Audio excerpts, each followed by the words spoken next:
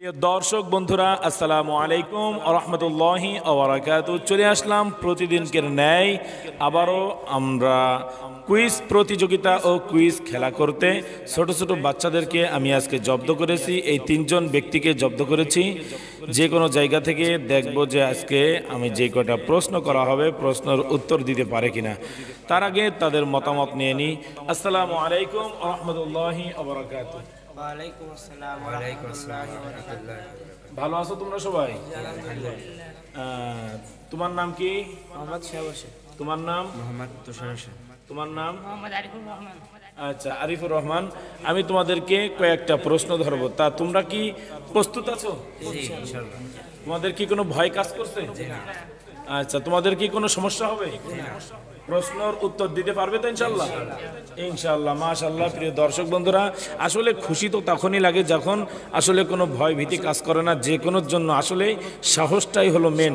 সাহস দিয়েই যদি বলে তোমাদের কোনো সমস্যা নেই, আপনি যা ধরবেন যা বলবেন কোনো সমস্যা নেই, পারি আর না পারি সেটা হলো পরের কথা। সেটা কি, কিন্তু যে আসলে যে তোমাদের ভিতরে একটা সাহস পারবে, এটাই কিন্তু সব থেকে বড়।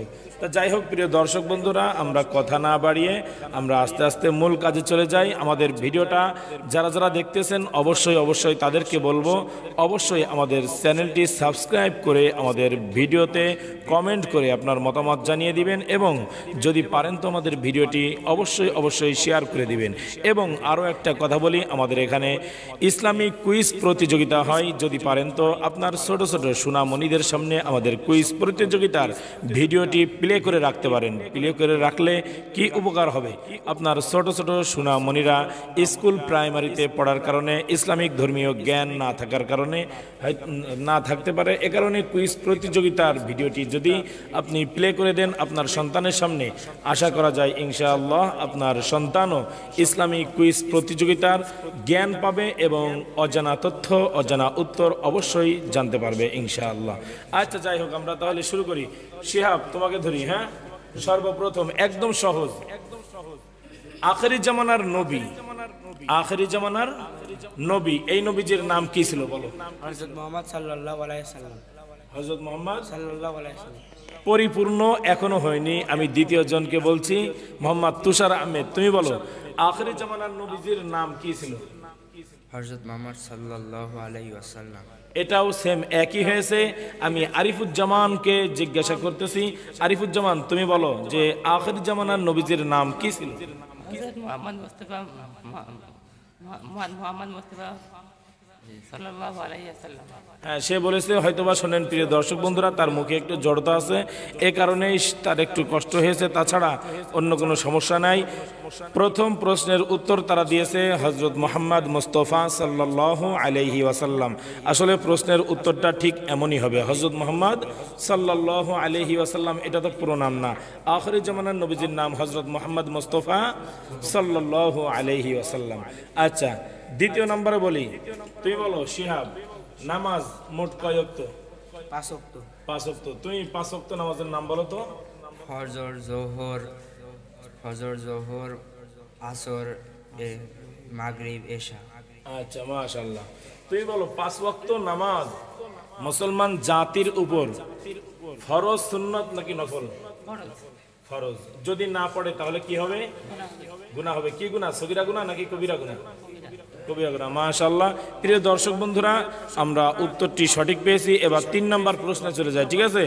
আমাদের জাতিপিতার নাম জানা আছে? জাতিপিতা আছে? আচ্ছা, আরিফুজ্জামান বলো তো আমাদের জাতিপিতার নাম কি? আদম আলাইহিস সালাম। এটা কি জাতির পিতা হলো? তুষার বলো আমাদের জাতিপিতার নাম কি? হযরত আদম আলাইহিস সালাম। এটা আসলেই খুবই লজ্জাজনক কথা যে আমরা মাদ্রাসায় পড়ে এত বড় হয়ে গেছি, কিন্তু তারপরেও পরিপূর্ণ উত্তর দিতে পারছে না। তুমি বলো। হযরত ইব্রাহিম আলাইহিস সালাম। মাশাআল্লাহ, আমাদের জাতি পিতার নাম হযরত ইব্রাহিম আলাইহিস সালাতু ওয়াস সালাম। শিহাব উত্তর দিয়েছে। এবার আসেন আদম আলাইহিস সালাতু ওয়াস সালাম। বলো, তিনজনই বলবা আদম আলাইহিস সালাতু ওয়াস সালাম কোন পিতা? হ্যাঁ, আদি পিতা। মাশাআল্লাহ। আচ্ছা, এবার চলে যাই আমরা 4 নম্বর প্রশ্নে। আচ্ছা, তলাবুল ইলমি ফারিদাতুন আলা কুল্লি মুসলিম, দ্বীনি ইলম তলব করা প্রত্যেক মুসলমানের উপর কি তুমি বলো কি ফরজ। আচ্ছা, কেউ যদি দ্বীনি ইলম অর্জন না করে যদি মৃত্যুবরণ করে তাহলে আল্লাহ তার উপরে সন্তুষ্ট থাকবে নাকি অসন্তুষ্ট? অসন্তুষ্ট থাকবে। কেন থাকবে? সে কি লঙ্ঘন করেছে? ফরজ ইবাদত। কি লঙ্ঘন করেছে? ফরজ ইবাদত। প্রিয় দর্শক বন্ধুরা, আসলে ছোট ছোট সোনামণিদেরকে জিজ্ঞাসা করেছি, অনেকে হয়তোবা জানে, অনেকে জানে না। এভাবেই আস্তে আস্তে কুইজ প্রতিযোগিতার মাধ্যমে অজানা তথ্য সবাই জানতে পারবে ইনশাআল্লাহ। তা যাই হোক প্রিয় দর্শক বন্ধুরা, আজকের কুইজ প্রতিযোগিতা ও ভিডিও এ পর্যন্তই। সবাই আমাদের জন্য দোয়া করবেন।